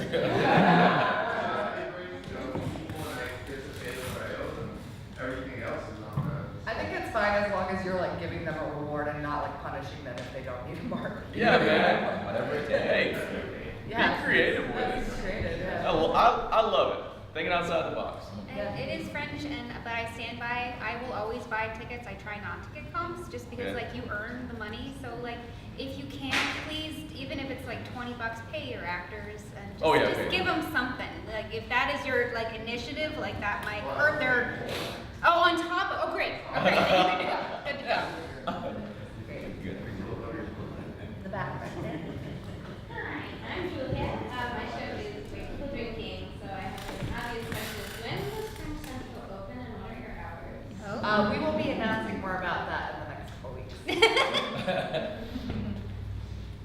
That's right here. So after the online box office closes, it's usually an hour or two before the show. You can set it. You can set You it. can set it, right. But have any of you ever held back tickets for press or awards? People who call at the last minute and go, hey, I want to come see your show. Yeah. And if so, how many? I don't usually have them requesting that late. It's usually sometimes the day of, but I don't think I've ever had a press person ask me show up at the gate. Well, how about an awards scout? Same thing. Same thing. I don't think it's something. Pretty scheduled. Yeah. Yeah, and listen, if you're selling that like that, kudos. Hey, they're gonna come back. That's a good problem to have. Do you hold any tickets back? No. Yeah, no, or like if that happens, if somebody does, I would Take them like, out. or if like one of your crew or whatever is watching that night, be like, can you stand tonight? Yeah. And if worst comes to worst, take their contact info and set them up for a comp another night. I've had to do it before. I was in a small space and it's like, hey, we can't get you in, so. Most of the time, they'll try to give you at least like a 4 hours. Yeah. Okay. And that's like pretty cutting it close. Yeah. If they show up, they should know that they might not be able to sit down, you know, like, if they have done Fringe before, they will. Yeah. Who's next? Yes, sir. Hey, my name is Daniel Florin, and I'm producing a show called Gun in the Motel Bible about a guy with a gun stuck in a room with a very chatty Bible. And so it's based on Rocky Raccoon by the Beatles. So I got a couple of quick questions. One of them was, you said that you've done shows and just used a cash box and it was fine. Yeah. What about the opposite? Do you do a show and just use card readers, or do people come up with cash, and should you really try to have a cash box? I would ask the question, why? You just don't want to hold cash? Just like if one, two things keep track of. Or is it kind of not, is it not? I mean. If people hand you cash, I'd take it. Yeah, you can take cash. Yeah. Okay. Take their money. I'll come work tomorrow. Yeah. You two guys, I'm gonna. Great. And then. And we'll get emails about the Fringe Central stuff. So we'll get that. Pretty soon. Cool. Pretty Great. soon. Thanks. We're working. Right over here. You know, Bernie Meyer, in my own defense, one-man show. What does the publicist do? It's a great question. Takes your money, runs. Is there like a list? You said that there's a list of. Well, so. Is anybody coming to review the show? Yeah. I had 7 reviewers last year at my 7-show run. Every year I get press in. Yeah, it's something that you should probably want to do because it's drawing some audience that's maybe not at Fringe. Whether it's on Stage Raw or whether it's on the Weekly, or there's a ton of smaller bloggers and small sites.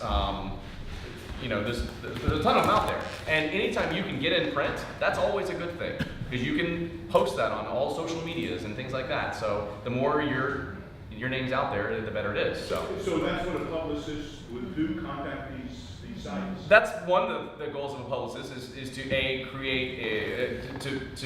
create exposure for your show, whether that's from getting it into an audience. So if they're posting this, so one of the things I've done is there's Better Lemons. Everyone knows the site. They have a calendar of shows. There's a lot of companies that have the calendars that go out, Performing Arts Live, and if you can get on those calendars, people will see those calendars. They'll pop up and it's like, oh, there's a show going on right now. It's just trying to disperse your information as far and wide as you can. If you want to do like the bare minimum with this press release, we have a place you can post it on our website. And like a lot of the people that come back year over year for Fringe will check this page. Yeah. Just look at the press So release. that's the on press that page. release on the website. Yeah, that's a real, yeah, and I know a lot of the press will like comb through it.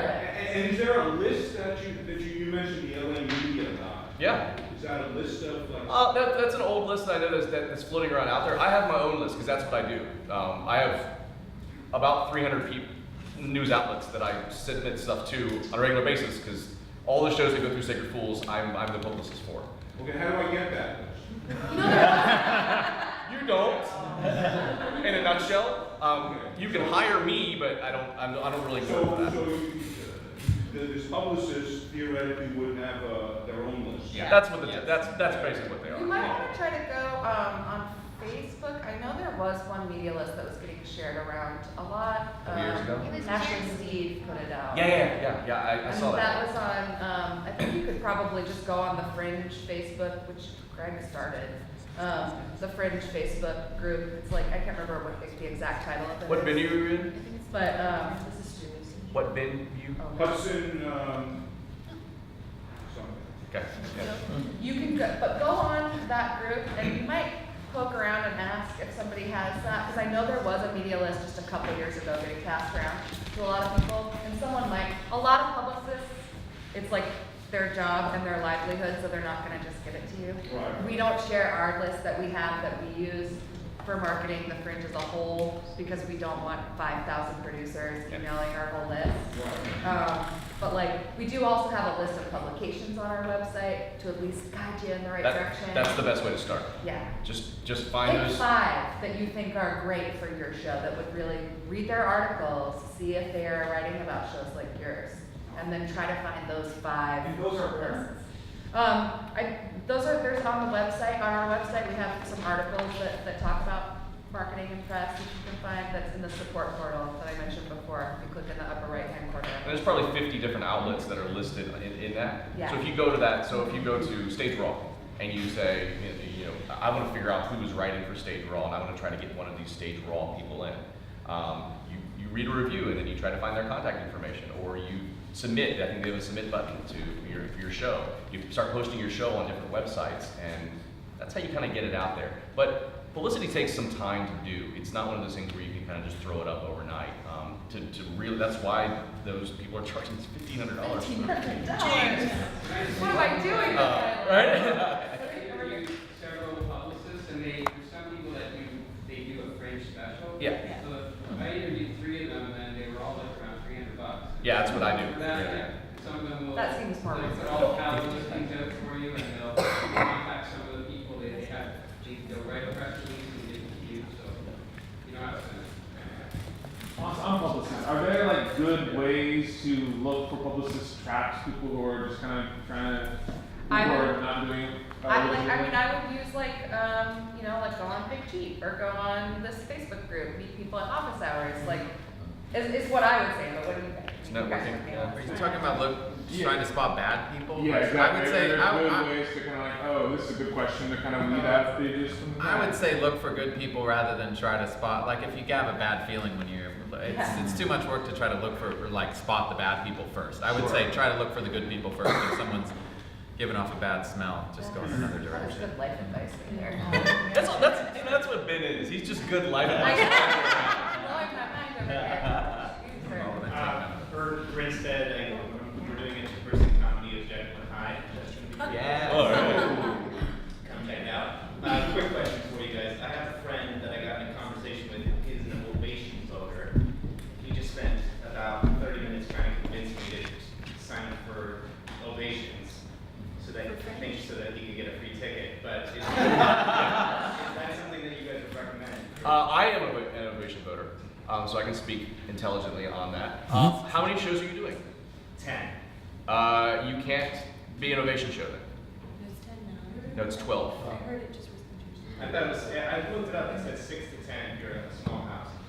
I think it's 12 under 99 and 6 over 99. Unless they've changed it this year, because I didn't look I in a heard while. it just changed to 10. If it's 10, then yeah, why not? Because then you can be all you really need to do is, do you have someone who's equity in your, do you know all the rules to do it? Why not? Okay. It's $100, I think, right? Yeah, do it.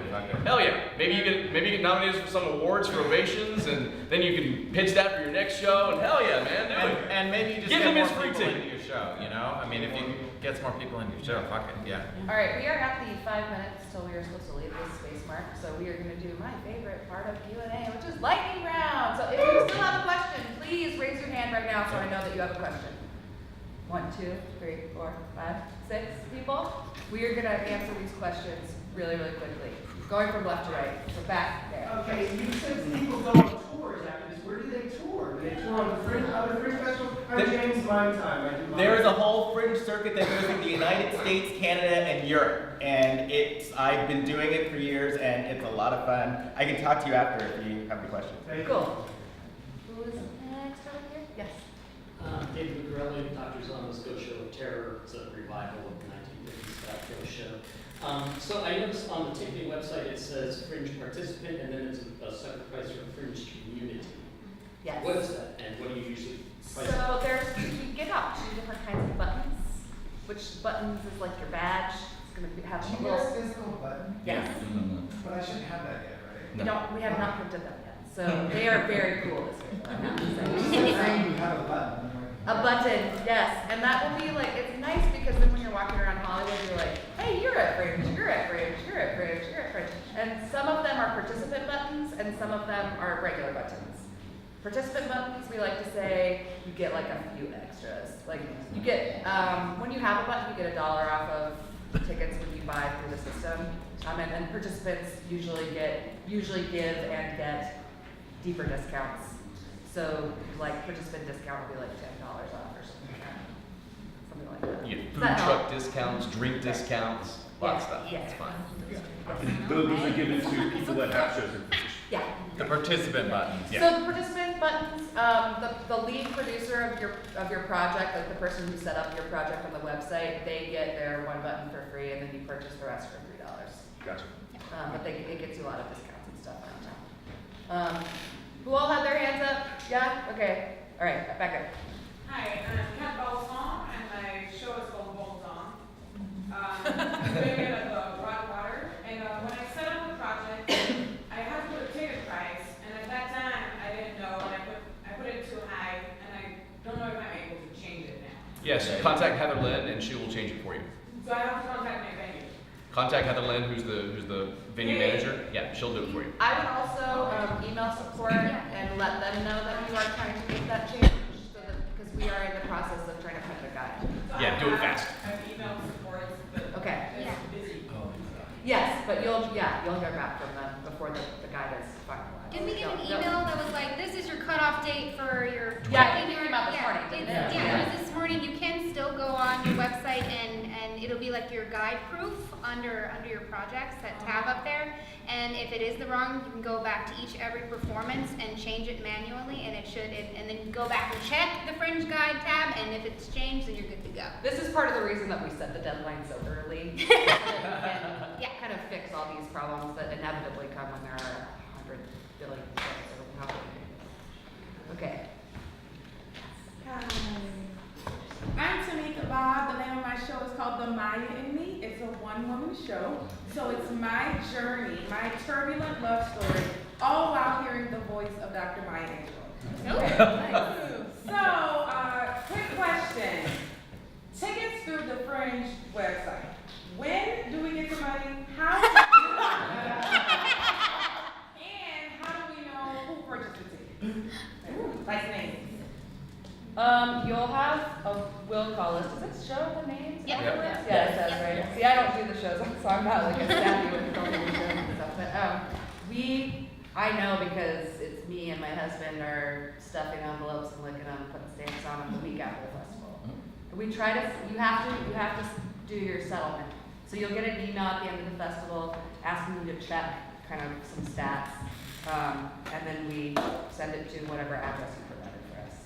So we'll mail you a check. And that's like after the week of the 24th. It'll like if you do your settlement right away when we send it to you, you should get it like within the next few days. We try to get it done and out of our hair as quickly as possible as well. So we want you to get paid. The will call list happens like before each one of your shows. Yeah. You can print that out. As soon as it closes, then go ahead and print it, and then you just have that. Oh, yeah. Right. Just one thing to that too, in the admin tab of your project, at the end of your run, there is a patron button, and you can get an Excel sheet, CSV, of all of your patrons and email addresses. Save that that for for next year. Okay. It's great for next year, or if you have an extension, hey guys, I want to let you know we've got some extra shows coming. So it's a great for the future. And if you need any help figuring that out, sometimes like I don't even know some of these things. I didn't know about this that thing. Just email support, and they'll help you walk you through it. Never feel afraid. Yes. Very quickly, I noticed if you do HFF18.org for our ticket links, it works. If you do www.hff18.org, it doesn't work, which I had a problem with my whole website once. It's something with vanity URLs. Yeah. So for people who are printing their flyers and they haven't done it yet, leave off the W's, but maybe for you guys, there is a way to fix it. Yeah, I'm gonna Just want to shout that out. make a note about it now. Thank you. And was it you and you? Yours are the last questions? Let's do it. Do either of you feel really strongly about being last? I'm just kidding. My name is Ross. My show is Paris Syndrome. It's an unromantic comedy about a guy trying to go destroy the lock that he and his ex-wife once put on a bridge. And I was just curious, like, if you emailing like somebody at like Stage Raw or something like that, do you email them like a personal email, or like your press release, or like the press release with like a note, or some sort of like what would be an ideal thing to say to a specific person? Generally, the way I do it, I will say, "Good morning. Here's the attached to the press release for blah blah blah blah. Please let us know if you'd like to see it." And then I put the name of the show, when, where, why, the schedule, and then I attach a press release. It's very short, so I don't want them to have to go through everything. If they want to click on the press release, then they got the whole thing. Also, try to include some art when you send it too. Yeah. So if they're going to put anything in the paper or in the paper, Jesus. Online, then you got art. They don't have to email you back and forth, so it's easy. So. Okay, and our last question. Hey, my name's Anne. I'm doing this show here called The Yellow Wallpaper. It's a live action animation on women's slows and madness. My question is, any tips? Because I can imagine as a first-time Fringer, that previous show, running a good front of house would be tips of keeping your sanity, or anything you found that works when you're running a good front of house. I mean, I've just kind of cobbled together with friends who are willing, and if I have to pay them or feed them or whatever. Yeah. I'm so sorry. It depends from venue to venue, I think. Like, it depends on what show is going before you and stuff, too. Is that what you guys used to say? Yeah. I open my box 1 hour before. Yeah, if you can have your person. 1 hour before. Probably half hour. Yeah, if you can have your person there half hour before, whatever time you want them. Well, I sell a lot of tickets, so that's the thing. You know, I'm selling like 5 cash. I don't know what Greg and Jen do here, but I know some venues also will help provide you with box office if that's something that you need too. You might want to check them out. One bonus question. Online, the information that you people provide is amazing. Yeah. That's a great question.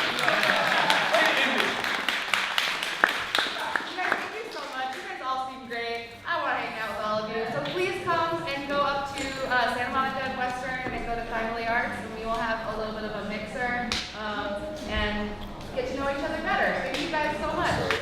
Okay, Timely Arts is 5481 Santa Monica Boulevard. There is parking behind it, and there's good street parking. And it's going to be open for Fringe too, so come check it out. It's a great space. Thank you.